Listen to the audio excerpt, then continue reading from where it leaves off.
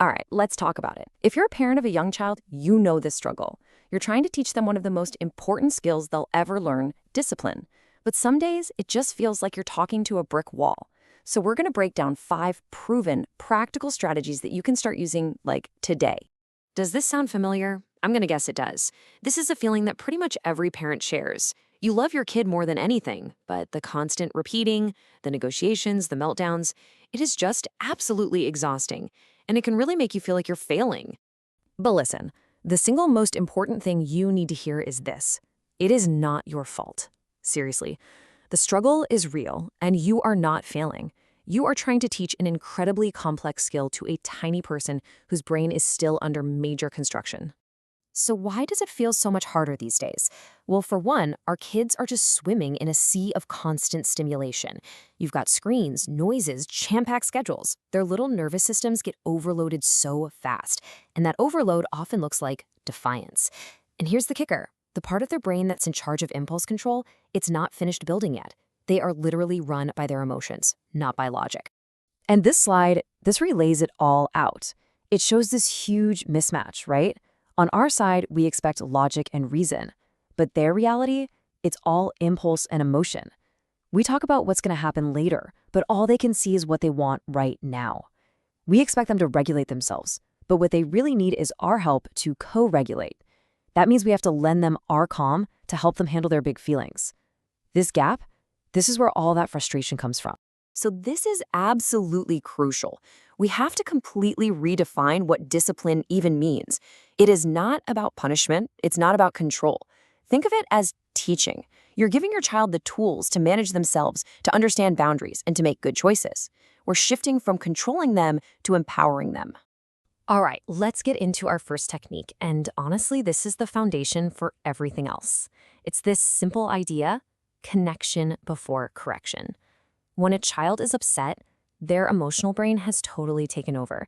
They literally cannot hear your logic until they feel seen and understood. And check this out. It's the perfect example of this in action. It comes from a story about a mom at a playground. Her son was just starting to have a meltdown because it was time to leave. But instead of arguing, she got down on his level and connected with that feeling first. She showed him she got it.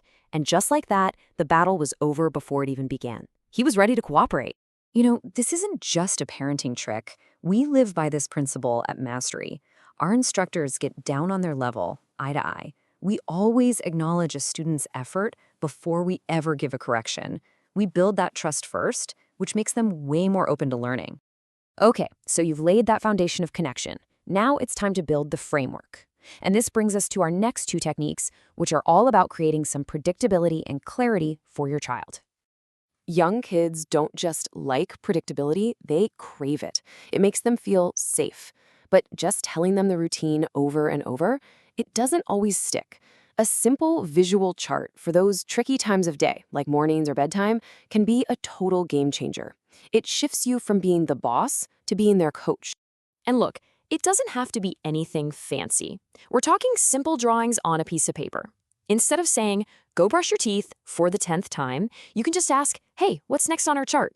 It empowers them, gives them a little ownership, and that is a huge step towards self-discipline. Okay, this next one, it might be the most powerful 2-word combo in your entire parenting toolkit. First, then.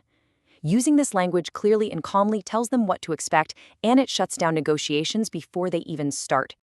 It's just a statement of fact, you know? It's not a threat, it's not a bribe. First, we clean up the blocks. Then, we can have a snack.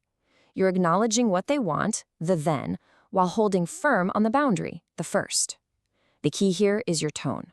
Keep it neutral, keep it calm. The less emotion you bring to it, the better it works. And this whole framework of routines and clear language, that is the backbone of a mastery class. Kids know what to expect. We use first then all the time. First 10 kicks, then we get water. That predictability lets them focus all that amazing kid energy on learning and having fun. So we've got the connection and we've built the framework. Now what? Well, they need a place to practice. That's where our final 2 techniques come in, and they're all about giving kids small wins and using the power of play. Think about it this way. Discipline is a muscle. You can't just expect a kid to lift a heavy weight on day 1 if they've never practiced. So you have to look for tiny opportunities for them to feel successful. Things like putting their own cup in the sink or lining up their shoes.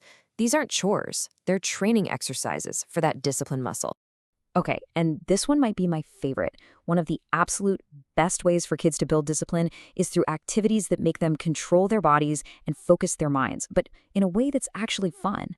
Structured physical activity is an incredible tool for teaching impulse control and how to follow directions. And this is really where an activity like martial arts just shines. It's built on small wins, like earning that first stripe on your belt for a new skill. It gives kids a positive place to pour all that physical energy. We're teaching them focus and respect, but it's all wrapped up in a fun, game-based environment. It's disciplined practice, completely disguised as a game. So there you have it. Connection, framework, and practice. Those are the 5 keys. The real question now is, how do you put it all together in a consistent way that's really going to make a difference for your child? So if this has all been making sense, and you're sitting there thinking, okay, I get it, but I want to see this work in real life, well, there's a really simple way you can do that. Look, we believe in this stuff so much at Mastery Martial Arts that we want you to experience it for yourself, with absolutely no strings attached. You can claim a completely free introductory lesson and see firsthand how our structured, positive environment helps kids build focus, confidence, and real self-control. All you have to do is head over to our website, masterymi.com, to book your child's free lesson. It's a chance to give them a place to practice these essential life skills and see what a huge difference it can make. Thanks so much for watching, and we really hope we get to see you soon.